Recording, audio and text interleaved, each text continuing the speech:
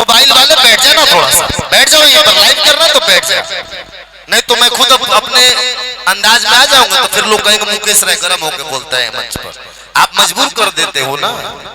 अब बाद में लेना फोटो भैया, तुम लोग तो गाना मत गाओ, फोटो खिंचवा देते हैं सबसे। ये लोग नीचे जो है सामने जो बैठे हैं ये लोग बेवकूफ थोड़े हैं, वो विद्वान लोग हैं सामने। चलिए भाई रोशन जी गाना सुना देना, छठिहार में आए हो प्रभु श्री कृष्ण जी पर एक दो भजन हो जाएगा। हेलो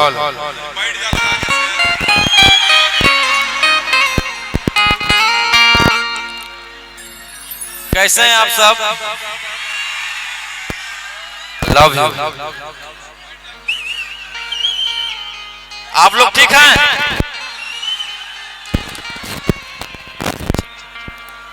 पिंकू भैया थोड़ा सा आइएगा भैया, पिंकू भैया थोड़ा सा।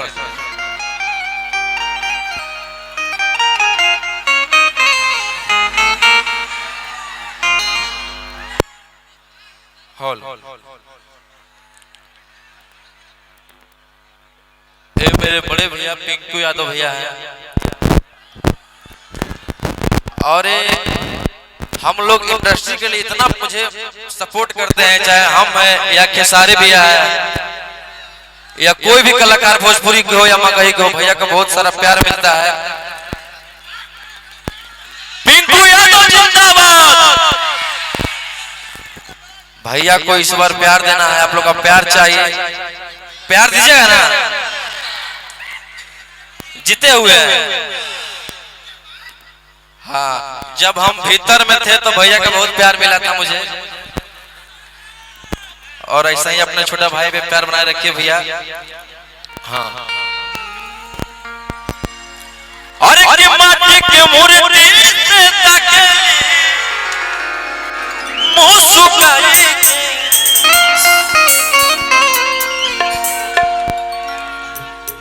प्रेम से बोलो सच्चे दरबार की।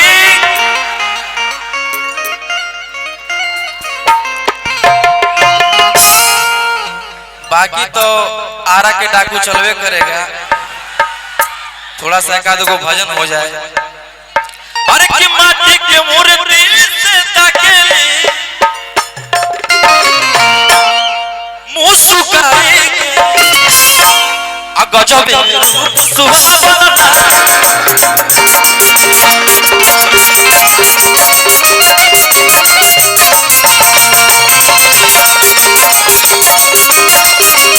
गजब सुहावना कि गजब है रूप सुहावना देवी माई के।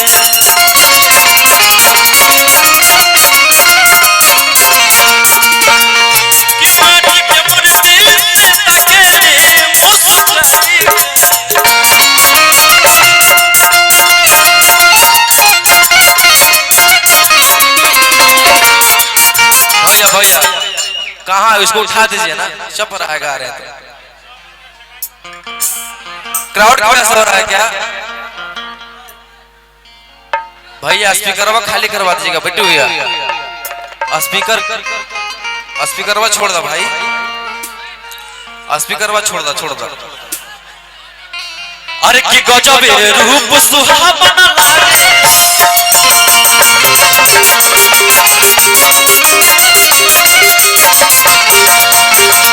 कि गजब रूप सुहावना लागे देवी माई के।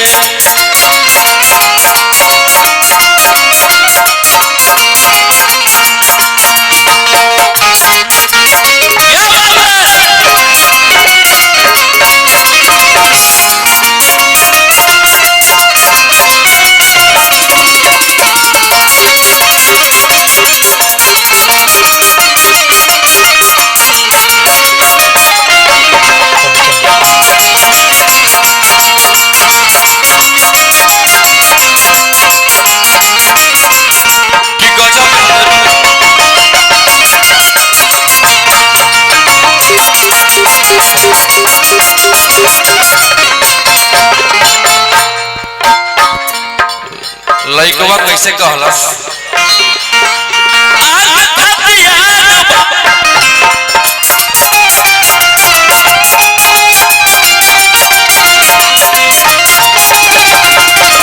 जे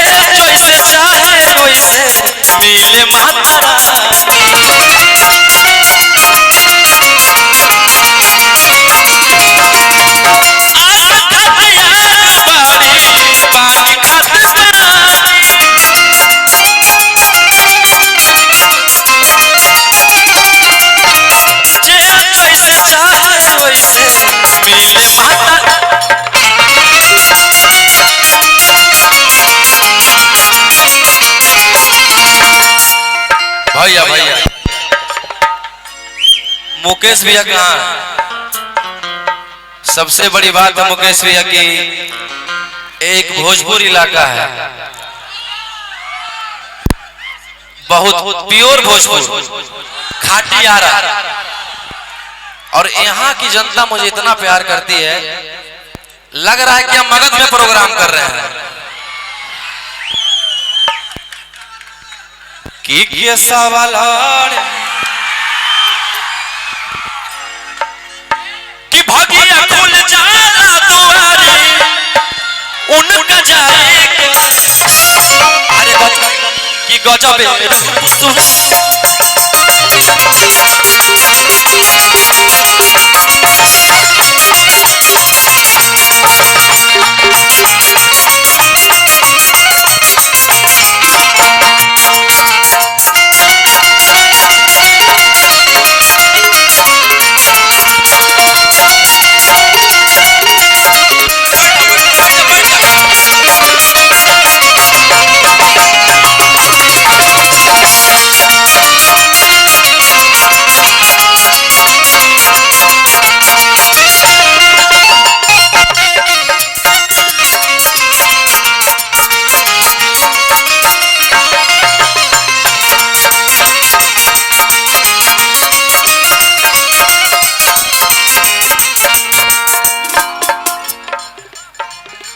कभी राम बन के कभी श्याम बन के चले आना प्रभु जी चले आना।